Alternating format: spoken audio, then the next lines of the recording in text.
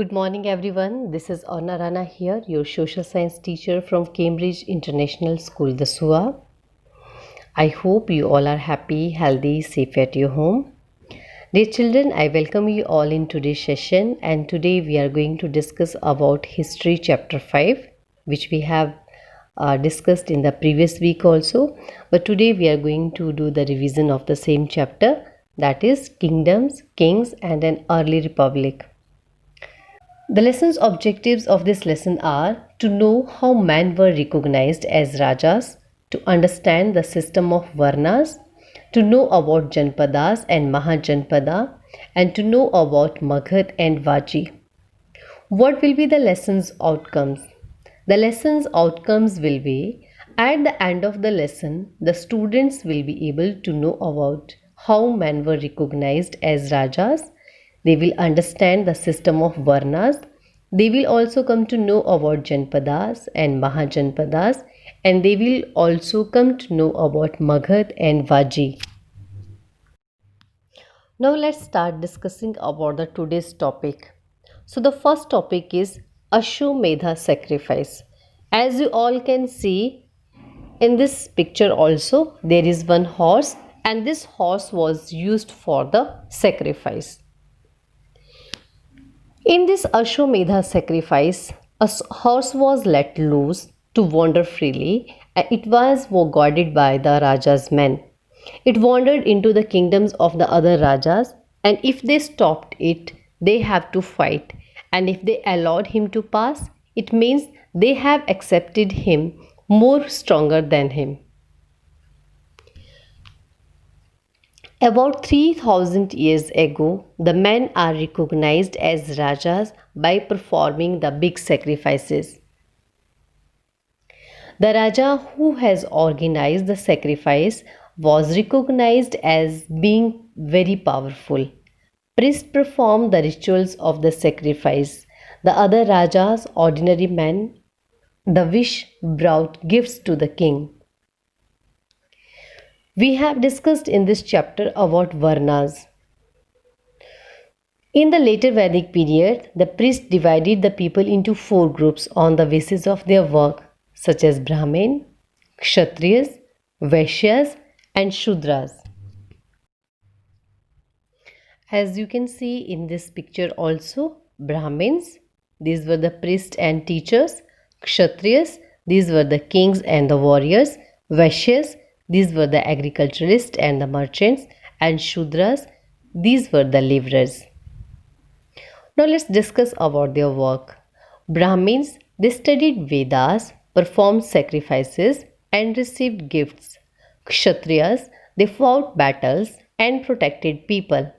Vaishyas, they were farmers, herders, and traders. Shudras, they had to serve other three groups. Shudras and women were not allowed to study Vedas. So, dear children, that's all about Varnas.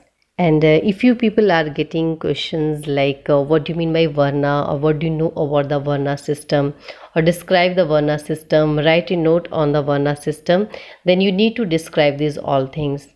Okay, and you need to elaborate your answer according to the question mark. But I hope this topic is clear to you. Now we are going to discuss about Janpadas and Mahajanpadas. Janpadas literally means the land where the Jana set its foot and settled down. Okay, these were the small kingdoms where people lived about 3000 years ago. When these Janpadas they try to capture the other Janpadas, they become the larger kingdom. Okay, so these were called the Mahajanpadas. So Mahajanpadas were the big kingdoms which were emerged from the Janpadas about 2500 years ago. In this map also you can find so many Janpadas and Mahajanpadas such as Gandhara, Avanti, Kuru, Koshala, Panchala, Maghat, Anga, Vaji. These all were the Mahajanpadas. Painted grey ware. Painted grey ware were the vessels having smooth surface and painted designs on them. These were used on special occasions for important people and to serve special food. Plates, bowls were the most common vessels made out of them. You can see in this image also, these are the different vessels which are known as the painted graveware. Then we have discussed about the changes in the agriculture. Changes in the agriculture means like the people they were doing the agriculture. So which new thing they have implemented in the agriculture? So there were two new things, two new changes. One was the use of iron plowshare and second was the transplanting of paddy crops. As you can see in these images also, the first image it is of the plowshare and you can see it is wooden one and this one plowshare it is made up of iron, and in the second image you can find the people they are transplanting the paddy crops. So this picture it is not of the earlier time, but I have just taken this picture only to show you people like how they are transplanting the paddy crops. Okay, so I hope this is clear. There were two major changes in the agriculture. First was the use of iron plowshare and second was the transplanting of paddy crops, and these both things they help to improve the production in agriculture. Now our next topic is taxes. As we were discussing about the Janpadas and Mahajanpadas, so taxes these were very important and these were collected by the officials. The Mahajanpadas they need these taxes as the resources to build huge force as well as to maintain the big armies. So let's discuss like how these taxes were collected and who were the people those who are paying the taxes. Taxes in the earlier time it was not collected only in the form of the money, it was collected in the form of some other things also that we are going to discuss. So the first one, those who pay taxes, they were the farmers. How they pay the taxes? They gave their 1/6 of the produce to the state. Okay, whatever is their total production, from there the 1/6 part that is going to the king. Second one is the crafts person. Craft persons, you all know the people those who are making the different types of crafts. So these craft persons they were just contributing in the form of labor. They are working for 1 day or maybe for 2 days for the king without taking any charges. That was the tax from the craft persons. Third one were the herders. Herders are the people, those who are rearing the animals. They were living in the forest areas, and how they were contributing, how they were giving the tax. They were giving the tax in the form of the animal produce, like they are providing the honey, wool, milk, or maybe some other products which they are getting from the animals. Next one were the traders. Traders are the person those who buy and sell goods. So these traders they are just doing the trade. They are buying and selling the different things. So they are also giving those things as a tax. Hunter gatherers. Hunter gatherers like the people they who give the forest produce such as elephants, furs, and other items as a tribute. Dear children, now on the screen you can find one map of India, and this was a map which shows the India about 2500 years ago, and you can see here the Magad. It was the most powerful kingdom which emerged out of these all Mahajanpadas. So we are going to discuss about Magad, how it became the most powerful kingdom. Magad was the most important Mahajanpada among the others. Its capital was Rajgriha. Later it was shifted to Patliputra. Patliputra is modern day Patna, which is the capital of Bihar. Bimbisara and Ajatasattu were the powerful rulers of Magad. They tried all the possible means to capture the other area and to expand their kingdom. On the screen, you can find the image of Bimbisara as well as the Ajatasattu. In Magadh, there was the monarchical form of government. The rivers Ganga and Son flowed through Magadh, and these two rivers they play very important role in making Magadh the most powerful Mahajanpada. These rivers helped in transportation, water supply, and they also make the land fertile. The forest region of the Magadh, it also helped to provide them the different things. For example, animals such as elephants, which can be used in the army. And they are also getting so many things as taxes and tribute from the forest area. Magadh was rich in minerals also. They found there the iron ores, which was used to make the different tools, weapons, and so many other things. So these mineral also helped Magadh to become the most powerful kingdom. Strong. So these all things helped Magadh to become the most powerful kingdom. Let me repeat again. Magadh, earlier its capital was Rajgriha and later it was shifted to Patliputra, which is nowadays called Patna.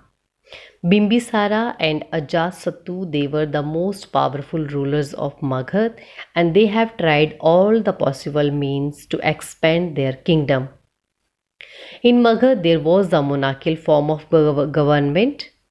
The two rivers Ganga and Son, they were flowing through Magadh and they played very important role to make Magadh the most powerful kingdom. These were very important for transport, water supply and making the land fertile. There was the forest region also which helped Magadh to get the animals like elephant which can be used in the battle, in the army. And they are also getting so many things as tax as well as tribute from the forest area. There are the minerals also and which were used for making the tools, weapons, and this also helped Magadh to become the most powerful kingdom. Now we are going to discuss about Vaji. Vaji is also one of the important Mahajanpada. Vaji was under the Gana or Sangha. Its capital was Vaishali. That is in Bihar also. The Rajas of these Ganas, they met in assemblies and decide the matters with the help of debate and discussions. Both Buddha and Mahavira, they belong to these Ganas. Let's recapitulate again. The capital of Vaji was Vaishali.